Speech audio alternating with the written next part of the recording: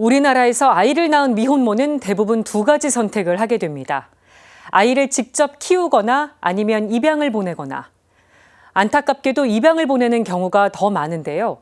그런데 더 안타까운 건 아이를 키우고 싶어도 입양을 선택하는 경우가 있다는 겁니다. 미혼모들이 아이를 낳고 입양을 보내는 과정을 담은 다큐 영화가 개봉했는데요. 감독은 어린 시절 우리나라에서 덴마크로 입양된 해외 입양아입니다. 전은지 기자가 소개합니다.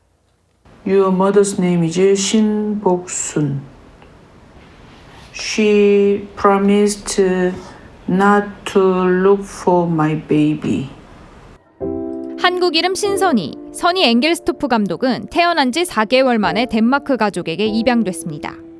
엥겔스토프 감독은 20살 때 처음 한국 땅을 밟고 친모를 찾았지만 만남은 이루어지지 않았습니다. Hun fortalte politiet, at hun ikke kunne møde mig. 엥겔스토프 감독은 엄마가 왜 자신을 입양 보냈는지 질문하고 답을 찾기 시작했습니다. 다큐멘터리 영화 포겟미낫 엄마에게 쓰는 편지는 입양 부모들의 현실을 담은 작품입니다. 그간 입양을 주제로 한 작품은 부모를 찾는 여정이나 입양 아동의 정체성에 관한 이야기가 대부분이었습니다. 그러나 이 작품은 미혼모들이 출산부터 입양을 결정하기까지의 시간이 세밀히 기록돼 있습니다. 감독은 직접 1년 반 동안 제주도의 미혼모 시설인 애서원에 머물며 미혼모들의 심리를 들여다봤습니다. 이 영화는 미혼모와 그들의 고민을 대상화하지 않습니다.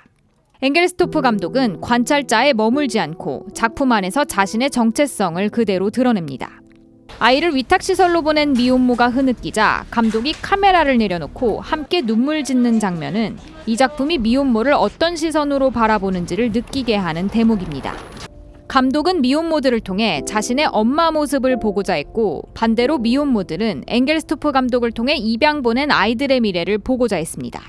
엥겔스토프 감독은 미혼모들은 개인의 의지로만 입양을 결정하는 게 아님을 알게 됐다고 말했습니다. 아이를 키우고 싶어도 주변의 부정적인 시선과 만류로 아이와 헤어지는 경우가 많다는 것도 깨달았습니다.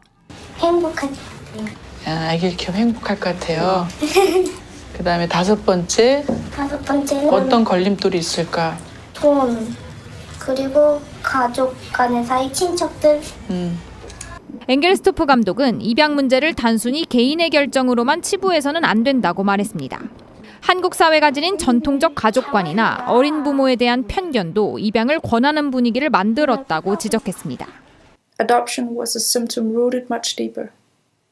It was about society under rapid change over a span of more than 50 years. It was about war and history.